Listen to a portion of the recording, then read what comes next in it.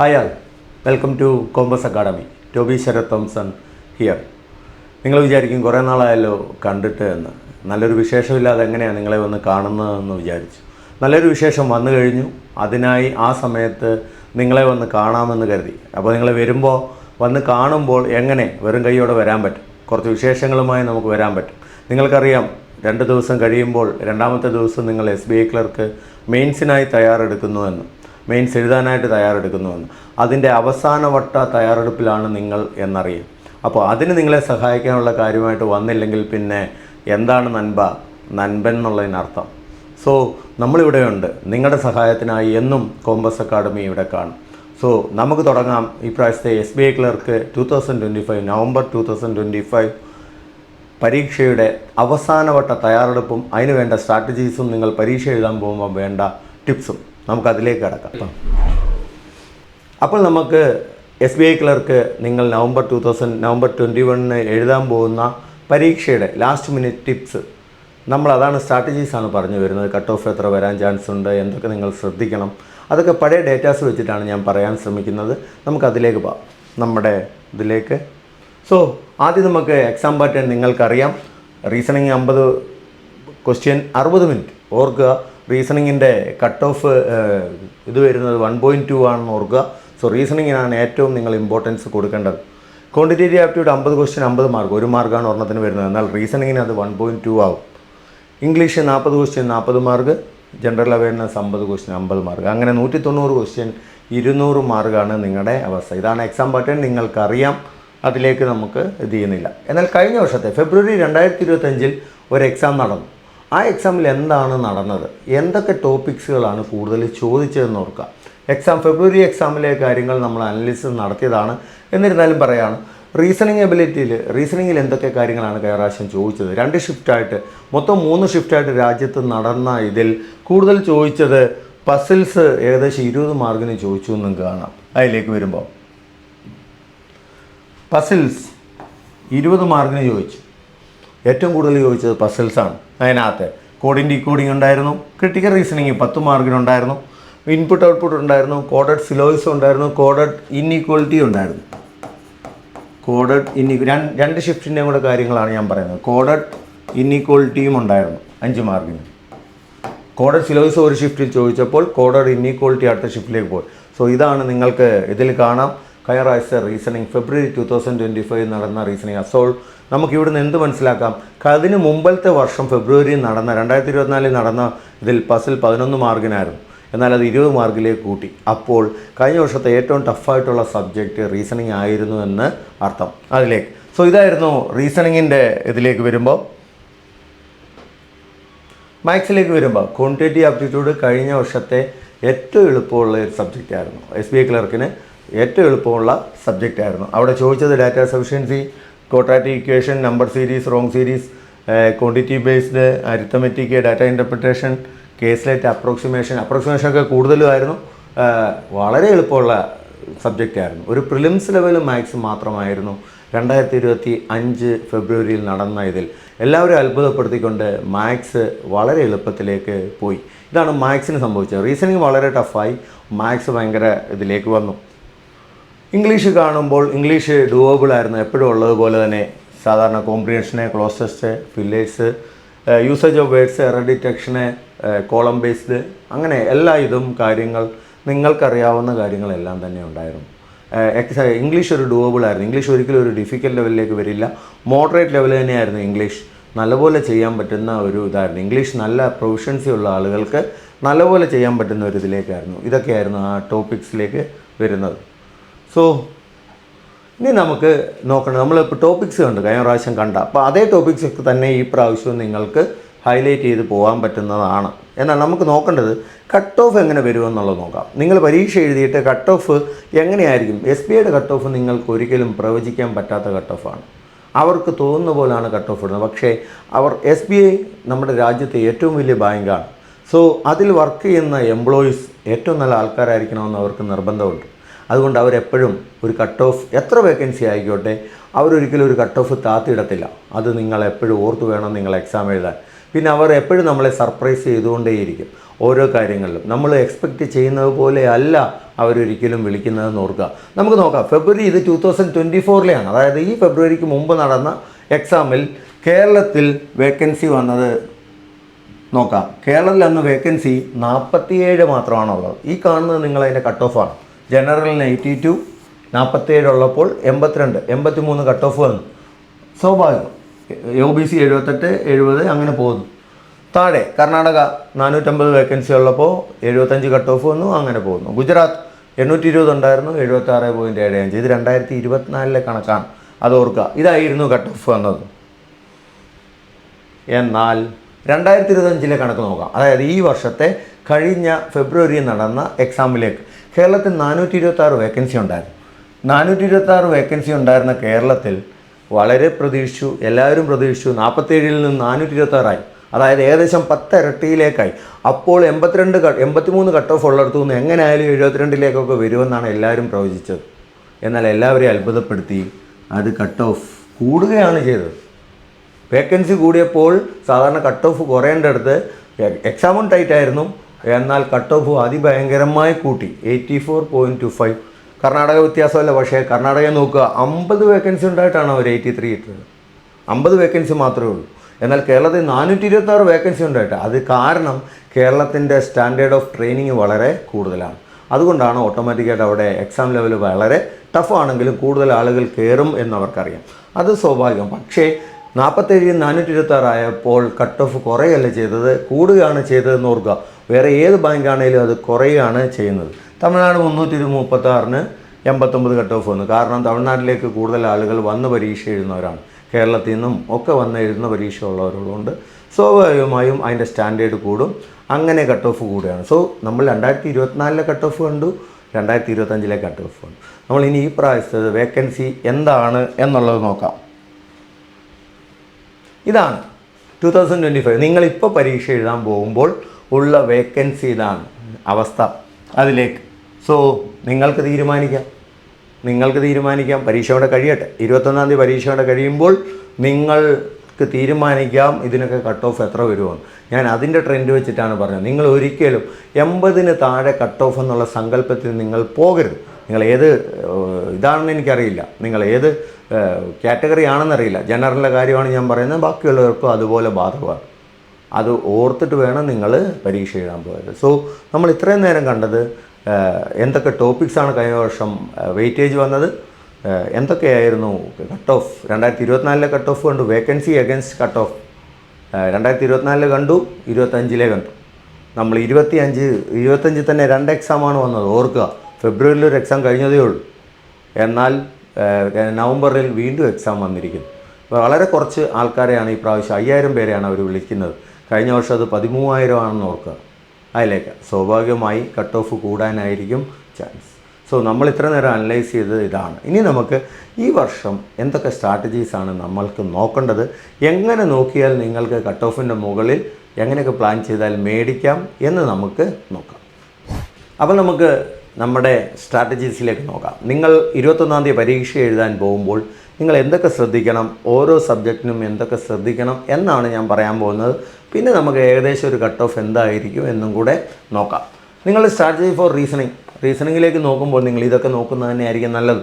Miscellaneous plus puzzle, miscellaneous direction വേണം, alpha numeric, coded syllogism, inequality, input, blood relation, coding, ഇതൊക്കെ എന്തായാലും വരാം. കഴിഞ്ഞ പ്രാവശ്യം മിസ്ലേനിയസ് വളരെ കുറവായിരുന്നു. അപ്പോൾ അതേ പാറ്റേൺ ഈ പ്രാവശ്യം ഫോളോ ചെയ്യാനാണ് SB ചെയ്തത്. അങ്ങനെയാണെങ്കിൽ നിങ്ങൾക്ക് 4 പസിൽ നിങ്ങൾക്ക് പ്രതീക്ഷിക്കാം. ബാക്കി ഈ പ്രാവശ്യം ഒറ്റ ഇത് മാത്രമേ ഉള്ളൂ, ഷിഫ്റ്റ് മാത്രമേ ഉള്ളൂ എന്നാണ് എൻ്റെ അറിവ്. രാജ്യത്ത് വേറെ ഉണ്ടോ ഇല്ലയോ എന്നറിയത്തില്ല, പക്ഷേ കേരളത്തിൽ ഒറ്റ ഷിഫ്റ്റ് മാത്രമേ ഉള്ളൂ.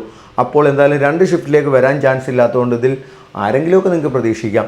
എന്തായാലും സിലോയിസം പ്രതീക്ഷിക്കാം, ബ്ലഡ് റിലേഷൻ പ്രതീക്ഷിക്കാം, കോഡിങ് ഡീകോഡിങ് പ്രതീക്ഷിക്കാം, ഇനി ആൽഫ മിസ്ലേനിയസ് പ്രതീക്ഷിക്കാം, പസിൽ എന്തായാലും പ്രതീക്ഷിക്കണം, plus critical reasoning. So 4 puzzle ചെയ്യാൻ റെഡി ആയിരിക്കുക. പക്ഷേ ഒരിക്കലും നിങ്ങൾ പസിലേൽ ആദ്യം കയറി പിടിക്കരുത്, അതെപ്പോഴും നിങ്ങൾ ഓർക്കുക. സോ റീസണിങ്ങിൻ്റെ സ്ട്രാറ്റജീസ് ആദ്യം മിസ്ലേനിയസ് ചെയ്യുക, ദെൻ ക്രിട്ടിക്കൽ റീസണിങ്. നിങ്ങൾക്ക് ഡാറ്റ സഫിഷ്യൻസിയും കാണും. എന്നിട്ട് മാത്രം നിങ്ങൾക്കൊരിക്കലും 4 പസിൽ ചെയ്യാൻ പറ്റില്ല എന്ന് മാത്രം ഓർക്കുക. കാരണം പസിൽ സ്റ്റക്കായിരുന്നാൽ നിങ്ങൾക്ക് മുന്നോട്ട് ഒരു കാര്യങ്ങളും നടക്കില്ല. അതുകൊണ്ട് മിസ്ലേനിയസ് ആദ്യം ചെയ്യുക, ഈ പറഞ്ഞ മിസ്ലേനിയസ് കാര്യങ്ങൾ ആദ്യം ചെയ്യുക, എന്നിട്ട് പറ്റാവുന്ന പസിലുകൾ പിടിക്കുക. ക്രിട്ടിക്കൽ റീസണിങ്ങും ചെയ്യുക. ക്രിട്ടിക്കൽ റീസണിങ് നല്ലപോലെ ചെയ്യാൻ അറിയാമെങ്കിൽ മാത്രമേ ചെയ്യാവൂ. അത് കാണുമ്പോൾ എളുപ്പമാണെന്ന് തോന്നും, പക്ഷേ നിങ്ങളത് നെഗറ്റീവിലേക്കായിരിക്കും പോകുന്നത്. ഞാൻ എൻ്റെ കുട്ടികളോട് എപ്പോഴും പറഞ്ഞു കൊടുക്കും, ക്ലാസ് എടുക്കുമ്പോഴും ഞാൻ പറഞ്ഞു കൊടുക്കും, നമുക്ക് നല്ല ബോധ്യം ഉണ്ടെങ്കിൽ മാത്രം ക്രിട്ടിക്കൽ റീസണിങ് ചെയ്യുക, ഇല്ലെങ്കിൽ വെറുതെ നെഗറ്റീവ് അടിച്ച് ചെയ്യാതിരിക്കാൻ ശ്രമിക്കുക, ഇത് ചെയ്യുക. സോ മിസ്ലേനിയസ് ചെയ്യുക, ക്രിട്ടിക്കൽ റീസണിങ് ചെയ്യുക, ഡാറ്റ സഫിഷ്യൻസി ചെയ്യുക, പസിൽ പറ്റുന്നത് 1 or 2 ചെയ്യുക. അതെപ്പോഴും ഓർക്കുക വരുന്ന ഇതിൽ ഈ പ്രാവശ്യവും റീസണിങ് ആയിരിക്കും ഏറ്റവും ടഫ്. ഓർക്കുക റീസണിങ്ങിൻ്റെ ഇത് 1.2 ആണ് വെയിറ്റേജ്, ബാക്കിയിൽ അതിന് 1 മാർക്ക് ആകുമ്പോൾ റീസണിങ് നിങ്ങൾക്ക് കിട്ടുന്ന മാർക്ക് ഇൻറ്റു 1.2 ആയിരിക്കും. അപ്പോൾ സ്വാഭാവികമായും റീസണിങ് നല്ലപോലെ അറ്റൻഡ് ചെയ്യുക എന്നുള്ളതായിരിക്കണം നിങ്ങളുടേത്. അപ്പോൾ സ്വാഭാവികമായും റീസണിങ് ടഫാക്കാനായിരിക്കും അവർ നോക്കുന്നത്. അതെപ്പോഴും ഓർത്തുകൊള്ളുക. എളുപ്പമാണെങ്കിൽ അത്രയും നല്ലത്, പക്ഷേ എളുപ്പമായിരിക്കാൻ ചാൻസ് ഇല്ല. ഇതേ രീതിയിൽ തന്നെ വരാനായിരിക്കും ചാൻസ് മാത്രമേ ഞാൻ പറയുന്നുള്ളൂ, അല്ലാതെ വേറെ ഇത് അല്ല. കാരണം കഴിഞ്ഞ 2024 വരെ 2 പസിൽ ചെയ്യുന്നത് 2025 ആയപ്പോൾ 4 പസിലേക്ക് വന്നു. അത് നിങ്ങൾ ശ്രദ്ധിക്കേണ്ട കാര്യമാണ്. സോ റീസണിങ് മാക്സിമം അറ്റംപ്റ്റ് വിത്ത് മാക്സിമം ആക്യുറസി. വെറുതെ അവിടെ ഇവിടെയും കുത്തി വെക്കരുത്. ഇതൊരു മെയിൻസ് പരീക്ഷയാണ്, അതെപ്പോഴും ഓർത്തുക. ഏതിൻ്റെ കാര്യത്തിലാണേലും അങ്ങനെ തന്നെ. നമുക്ക് അടുത്തതിലേക്ക് നോക്കാം. സോ ഇനി നമുക്ക് മാത്സിലേക്ക് നോക്കാം. കഴിഞ്ഞ പ്രാവശ്യം വന്ന കാര്യങ്ങളൊക്കെയാണ്, പക്ഷേ പലതിൻ്റെയും മാർക്ക് കൂടിയൊക്കെയാണ് വന്നത്. അപ്രോക്സിമേഷനൊക്കെ കൂടുതലുണ്ടായിരുന്നു. നിങ്ങൾക്ക് സീരീസ് ഉണ്ടായിരുന്നു, റോങ് സീരീസ് ഉണ്ടായിരുന്നു, മിസ്സിംഗ് DA ഉണ്ടായിരുന്നു, അങ്ങനെ DAs കൂടുതലുണ്ടായിരുന്നു, കേസ്ലെറ്റ് ഒരെണ്ണം ഉണ്ടായിരുന്നു, ക്വാണ്ടിറ്റി ബേസ്ഡ് ഉണ്ടായിരുന്നു, ഇതെല്ലാം ഉണ്ടായിരുന്നു. ഈ പ്രാവശ്യവും നിങ്ങൾക്ക് ഇതൊക്കെ തന്നെ പ്രതീക്ഷിക്കാം. മാത്സ് കഴിഞ്ഞ പ്രാവശ്യം വളരെ എളുപ്പമുള്ള രീതിയിലേക്കാണ് വന്നത്. അതായത് നിങ്ങൾക്ക് 50-ൽ ഏകദേശം 25 to 33 ഒരാൾക്ക് സുഖമായിട്ട് ചെയ്യാവുന്ന രീതിയിലായിരുന്നു. എന്നാൽ റീസണിങ് ആ സ്ഥാനത്ത് 12 to 18 ആയിരുന്നു. അതാണ് വ്യത്യാസം. അപ്പോൾ മാത്സ് ആയിരുന്നു ഏറ്റവും എളുപ്പം. അപ്പോൾ ഇത്രയും ചെയ്യാം. ഈ പ്രാവശ്യം നിങ്ങൾക്ക് ഒന്നുകിൽ അത് പ്രതീക്ഷിക്കാം, പക്ഷേ ടഫാകാൻ എങ്ങനെയാണെങ്കിലും 2 ടഫാകാൻ ചാൻസ്. അത് ഏത് വേണമെന്ന് അന്നേരം മാത്രമേ നിങ്ങൾക്കറിയത്തുള്ളൂ. അപ്പോൾ മാത്സ് നല്ലപോലെ തയ്യാറെടുക്കുക. ഇത്രയും കാര്യങ്ങളൊക്കെ തന്നെ പ്രിപ്പയർ ചെയ്യുക. നല്ലപോലെ തയ്യാറെടുത്ത് കിട്ടുന്ന ക്വസ്റ്റ്യൻ അനുസരിച്ച് ചെയ്യാൻ തയ്യാറാകുക. അതിനാണ്. സോ അടുത്തതിലേക്ക് പോകാം. ഇംഗ്ലീഷ് ആസ് യൂഷ്വൽ ഇതൊക്കെ തന്നെ. So English strategy four English as usual. നിങ്ങൾ എന്താണോ നല്ല റീഡിംഗ് ഉള്ളവർക്കറിയാം എന്തൊക്കെയാണ് അതിലേക്ക് വരുന്നത്. റീഡിംഗ് ഇല്ലാത്തവരെ എനിക്ക് അധികം ഹെൽപ്പ് ചെയ്യാൻ പറ്റില്ല ഇതിനകത്ത്. നല്ല റീഡിംഗ് ഉള്ളവർക്ക് അതറിയാം. Comprehension, usage of words, fillers, close test, tabular, matching the table, column based ഒക്കെ വരും. Usage of words. സോ ഇവിടെ നിങ്ങളുടെ റീഡിംഗ് കപ്പാസിറ്റി, വൊക്കാബുലറി ബിൽഡിംഗ് ഇതൊക്കെ നല്ലപോലെ അറിയാവുന്നവരാണ് ഇംഗ്ലീഷിൻ്റെ ഇതിലേക്ക് വരുന്നത്. അപ്പോൾ ഇതിനെയൊക്കെ നോട്ടം ഇട്ട് വെച്ചേക്കുക. ഇതൊക്കെ തന്നെ നിങ്ങൾക്കവിടെ പ്രതീക്ഷിക്കാം, ചെയ്യാവുന്ന കാര്യങ്ങളാണ്. സോ ഇതൊക്കെയാണ് നിങ്ങൾ ഇതിലേക്ക്. GK പിന്നെ ഞാൻ കൂടുതലൊന്നും പറയുന്നില്ല. GK യാതൊരു വിധമായ സ്ട്രാറ്റജീസും SBIയുടെ അടുത്ത് നടക്കില്ല. നമ്മളെപ്പോഴും പറയും 6 മാസത്തെ ലാസ്റ്റ് 4 മാസത്തെങ്കിലും നോക്കി വെച്ചാൽ നല്ലത്. അതിൽ നിങ്ങൾക്ക് എന്തെങ്കിലും കിട്ടിയാൽ നല്ലത്. കാരണം SBIയുടെ GK കഴിഞ്ഞ പ്രാവശ്യത്തെ GK ഒക്കെ 3 മാർക്കായിരുന്നു 50-ൽ നമുക്ക് ചെയ്യാൻ പറ്റുന്നത്. ആ ഒരു രീതിയിലേക്കാണ് അവർ രണ്ടാമത്തെ ഷിഫ്റ്റ് ചോദിച്ചത്. അതുകൊണ്ട് അതിൽ കൂടുതൽ പ്രതീക്ഷകളില്ല. നിങ്ങൾ 6 മാസം നോക്കിയിട്ട് പോവുക. പ്രത്യേകിച്ച് November 1 to 15 ഒന്ന് നോക്കി വെച്ചാൽ നല്ലതായിരിക്കും. നിങ്ങൾക്ക് 2 to 3 ക്വസ്റ്റ്യൻസ് നിങ്ങൾക്ക് അതിൽ നിന്ന് പ്രതീക്ഷിക്കാം. അപ്പോൾ അതും കൂടെ നോക്കി വെക്കുക. ചിലപ്പോൾ ഒരു വർഷം മുമ്പുള്ളവരെ ചോദിച്ചേക്കാം 6 മാസം എന്ന് പറഞ്ഞിട്ട്. സോ ഞാൻ അതിൽ കൂടുതൽ പറയില്ല. നിങ്ങൾ എന്താണോ പഠിച്ചിട്ടുള്ളത് അത് നല്ലപോലെ GKക്ക് നോക്കുക. കാരണം അത്രമാത്രം ഡീറ്റെയിലിൽ നിന്നാണ് GK ചോദിക്കുന്നത്. നമ്മളൊരു സിവിൽ സർവീസിനൊക്കെ അപ്ലൈ ചെയ്യുന്നത് പോലെ അതിന് പഠിക്കുന്ന പോലെ പഠിക്കേണ്ടി വരും. എന്നാൽ അത് നമുക്ക് സാധ്യമല്ലാത്തതുകൊണ്ട് നിങ്ങൾക്ക് GKയെക്കുറിച്ച് ഞാൻ കൂടുതൽ സ്ട്രാറ്റജി, അത് ഡെയിലി നിങ്ങളുടെ പഠിത്തമാണ് നിങ്ങളെ അത് മുന്നോട്ട് നയിക്കുന്നത്. സോ ഇത്രയാണ് നമ്മുടെ സബ്ജക്ട്സിലേക്കുള്ള സ്ട്രാറ്റജീസ്. ഇനി നമുക്ക് എന്തൊക്കെ നിങ്ങൾ നാളെ നോക്കിയാൽ ഏതൊക്കെ സബ്ജക്ട്സിന് എത്ര മാർക്ക് പ്ലാൻ ചെയ്താൽ നമുക്ക് നാളെ നിങ്ങൾക്ക് പരീക്ഷയിലേക്ക് പോകുമ്പോൾ നിങ്ങൾക്കൊരു എക്സ്പെക്റ്റഡ് കട്ട് ഓഫ് എത്ര ആയിരിക്കുമെന്ന് നിങ്ങൾ മനസ്സിൽ വെച്ചിട്ട് പോകണം. നമുക്കതിലേക്ക് പോകാം. അപ്പോൾ നമ്മൾ ഇതുവരെ നമ്മുടെ കഴിഞ്ഞ വർഷത്തെ എക്സാം അനാലിസിസ് കണ്ടു. നമ്മുടെ കഴിഞ്ഞ 2 വർഷങ്ങളായിട്ടുള്ള state wise vacancy and cut off കണ്ടു. അപ്പോൾ നമുക്ക് ഈ പ്രാവശ്യം നോക്കാം. നിങ്ങൾ പരീക്ഷയിലേക്ക് 21-ാം തീയതി എക്സാമിലേക്ക് പോകുമ്പോൾ നിങ്ങൾ ഇതും കൂടെ മനസ്സിൽ കരുതിയിട്ട് പോവുക. ലാസ്റ്റ് മിനിറ്റ് ടിപ്പ്, നിങ്ങൾ എന്തിലൊക്കെ ശ്രദ്ധിക്കണം എന്നുള്ള കാര്യമാണ് ഞാൻ പറഞ്ഞത്. നമ്മൾ സബ്ജക്റ്റ് വൈസ് സ്ട്രാറ്റജി ഞാൻ പറഞ്ഞു കഴിഞ്ഞു. എന്നാൽ നമ്മൾ ചില കാര്യങ്ങളൊന്ന് അനലൈസ് ചെയ്തിട്ട് പോകുന്നത് നിങ്ങൾക്ക് എപ്പോഴും നല്ലതായിരിക്കും. അത് ഓർക്കുക. അതിനകത്ത് നമ്മൾ 2024 കണ്ടു കേരളത്തിൽ, ഞാൻ കേരളത്തിലെ കാര്യം മാത്രമാണ് പറയുന്നത്, അതനുസരിച്ച് മുന്നോട്ടുള്ള കാര്യങ്ങൾ ഇത് ചെയ്യും. കേരളത്തിൽ 46 വേക്കൻസി ഉള്ളപ്പോൾ 82.75 ആയിരുന്നെങ്കിൽ അത് 400 ശിഷ്ടം. ഇത് 2023. 2024 ഫെബ്രുവരി നടന്നത് 426 ഉണ്ടെങ്കിൽ അവിടെ 84.25 ഉണ്ട്. ഈ പ്രാവശ്യം അത് 250 മേലിലാന്ന് വെക്കുക. സോ കട്ട് ഓഫ് നമ്മുടെ വേക്കൻസി കുറഞ്ഞു കഴിഞ്ഞ് ഇനി എക്സാമും കൂടെ അറിഞ്ഞാൽ മതി. സ്വാഭാവികമായും എക്സാം എളുപ്പമാക്കാൻ ഒരിക്കലും SBI ആഗ്രഹിക്കില്ല. സ്വാഭാവികമായി കഴിഞ്ഞ വർഷത്തെ പോലെ ആയിരിക്കും എക്സാം എന്ന് കരുതുക. കഴിഞ്ഞ പ്രാവശ്യം എക്സാമിൻ്റെ സ്ട്രക്ചർ ഇതായിരുന്നു. ഏറ്റവും ടഫ് 2 ഇതിൽ മാറി, റീസണിങ്ങും GK. റീസണിങ് ടഫ്, GK അതൊരു സെക്ഷൻ മാറി വന്നു. ഫസ്റ്റ് ഷിഫ്റ്റിൽ reasoning tough, then GK tough. രണ്ടാമത്തെ shift GK tough, then reasoning, then English, then maths ആയിരുന്നു ഏറ്റവും എളുപ്പം. അത് ഓർത്തോളുക, മാത്സ് ആയിരുന്നു ഏറ്റവും എളുപ്പമായിട്ട് ഇത് ചെയ്യാൻ പറ്റുന്നത്. സോ നിങ്ങൾ ഇതിൽ നിന്ന് 84 എങ്ങനെ മേടിക്കും? 84.25 ആയിരിക്കും നിങ്ങളുടെ കട്ട് ഓഫ്. റീസണിങ് നിങ്ങൾക്ക് നല്ലൊരാൾക്ക് സ്കോർ ചെയ്യാൻ പറ്റുന്നത് 16 to 20. GK നമുക്ക് ഒരു 3 മാർക്കിൽ നിന്ന് എടുക്കാം. മാത്സ് 32 വരെ സ്കോർ ചെയ്തവരുണ്ട്. നിങ്ങൾ നോക്കുക, 32, 20, 52, 52, 3, 55. ബാക്കി മാർക്ക് നിങ്ങൾക്ക് എവിടുന്ന് വരുന്നു? നിങ്ങളെ അപ്പോയിൻമെൻറ്റിലേക്ക് നയിക്കുന്ന ഒരേ ഒരു സബ്ജക്റ്റാണ്. അത് നിങ്ങളെപ്പോഴും ഓർക്കുക. നിങ്ങളതിന് പലപ്പോഴും ഇമ്പോർട്ടൻസ് കൊടുക്കാതെ പോകുന്നു. എന്നാൽ നിങ്ങൾ നോക്കിയേ, ബാക്കി ഇതിന് നല്ലപോലെ സ്കോർ ചെയ്യുന്ന ഒരാൾക്ക് അവന് സുഖമായി കേരളത്തിൻ്റെ കട്ട് ഓഫ് കടന്നു പോകാൻ പറ്റുന്നു. പല കുട്ടികൾക്കും ഇതറിയില്ല. അവർ മാത്സ്, റീസണിങ്ങും GK ആണ് നോക്കുന്നത്. എന്നാൽ ഇംഗ്ലീഷ് എന്ന് പറയുന്ന ഒരു സബ്ജക്റ്റാണ് നിങ്ങളുടെ വിധി മാറ്റിമറിക്കുന്നത് എന്ന് നിങ്ങൾ മനസ്സിലാക്കിക്കൊള്ളുക. സോ ഈ പ്രാവശ്യവും നിങ്ങൾ കട്ട് ഓഫ് 84 മേളിലേക്ക് നോക്കിയാൽ മതി. സോ പരീക്ഷ വരാനുണ്ട്. പരീക്ഷ കഴിയുമ്പോൾ എക്സാം അനാലിസിസ് പറയും. എന്നിരുന്നാലും നമ്മുടെയൊക്കെ ഇതിനപ്പുറമായിരിക്കും അവരുടെ കട്ട് ഓഫ് വരുന്നത്. ഞാനൊന്നും പ്രവചിക്കാൻ ഒരാളുമല്ല. എന്നിരുന്നാലും ഇത്ര നാളത്തെ ഒരു ഇത് വെച്ചിട്ട് പറയാം, ഇതിന് മുകളിലേക്ക് നിങ്ങൾക്ക് പ്രതീക്ഷിക്കാം. 84 to 90 ഇത് നിങ്ങൾക്ക് പ്രതീക്ഷിക്കാം. 84 to 90 കഴിഞ്ഞ പ്രാവശ്യത്തെ പോലെ ആണെങ്കിൽ നിങ്ങൾക്ക് എവിടുന്ന് വരുമെന്ന് കരുതുക. ഇത് ഈ സബ്ജക്റ്റുകളിൽ നിന്നാണ്. മാത്സ് കട്ടിയാക്കിയാൽ പക്ഷേ ഇംഗ്ലീഷ് നിങ്ങളെ ഒരിക്കലും ചതിക്കില്ല. അത് നിങ്ങളെപ്പോഴും ഓർക്കുക. നിങ്ങൾക്ക് റീസണിങ്ങിന് ഒരു GKക്ക് ഒരു 10ലേക്ക് വന്നാലും, റീസണിങ് നിങ്ങൾക്ക് എളുപ്പമാണെന്ന് വിചാരിച്ചാലും 2 സബ്ജക്റ്റുകൾ എളുപ്പമായിരിക്കും. എളുപ്പം പറയത്തില്ല ഞാൻ, മെയിൻസാണ് ഡൂവബിൾ എന്നേ പറയും, മോഡറേറ്റ്. എന്നാൽ മറ്റേ 2 ഡിഫിക്കൽട്ടായിരിക്കും. ഇതെപ്പോഴും ഓർത്തോളുക. കഴിഞ്ഞ വർഷം ഇവർ 2 ഡിഫിക്കൽട്ടായിരുന്നു, ഇവർ 2 മോഡറേറ്റ് ആയിരുന്നു. അപ്പോൾ ഈ വർഷം തിരിച്ചും ചിന്തിക്കാം. പക്ഷേ ഇംഗ്ലീഷ് ഒരിക്കലും ഡിഫിക്കൽട്ട് ആകില്ല. ആ കാര്യത്തിൽ ഇംഗ്ലീഷുകാർക്ക് സമാധാനിക്കാം.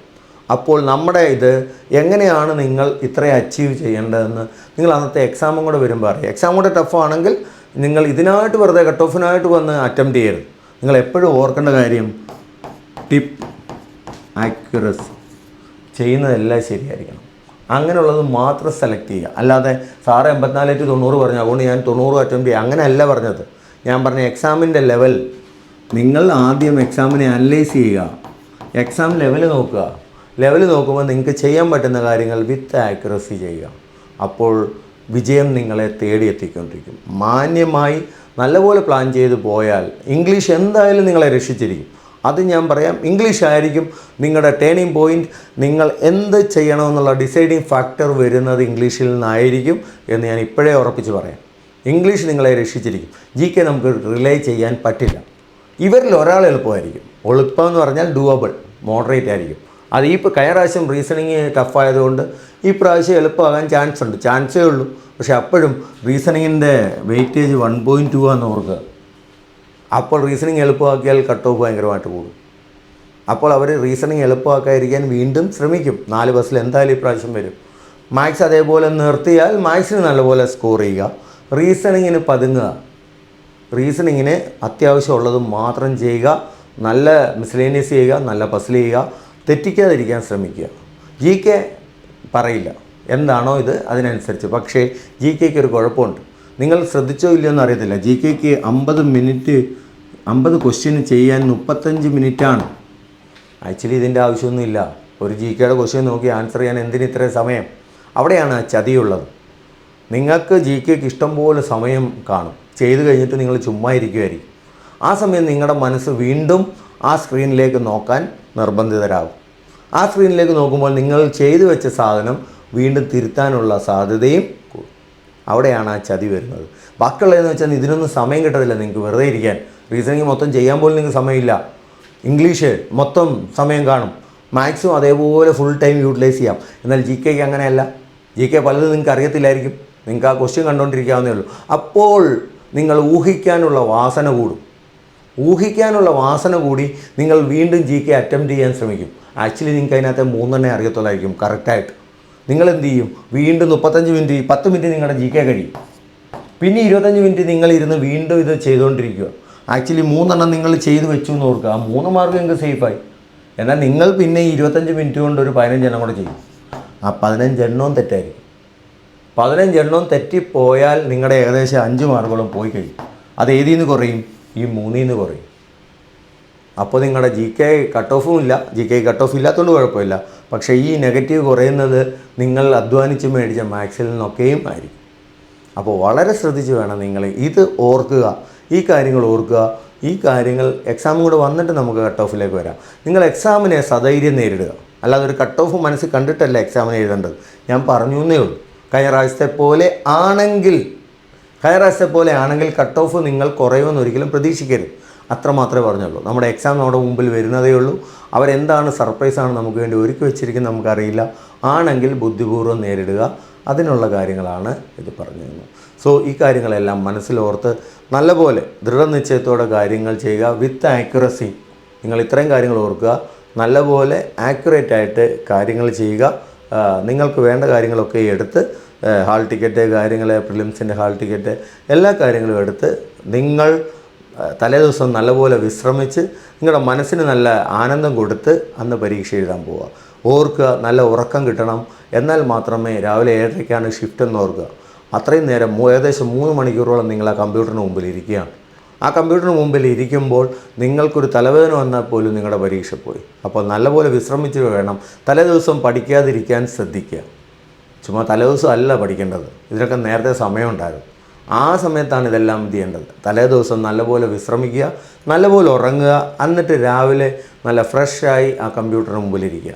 അപ്പോൾ ഉത്തരങ്ങൾ ഓരോന്നായി നിങ്ങളുടെ മുമ്പിലേക്ക് തെളിഞ്ഞു വരും. അങ്ങനെയാണ് ഇത് ചെയ്യേണ്ടത്. അപ്പോൾ ഞാൻ പറഞ്ഞ കാര്യങ്ങളെല്ലാം നിങ്ങൾക്ക് മനസ്സിലായി കാണുമെന്ന് വിചാരിക്കുന്നു.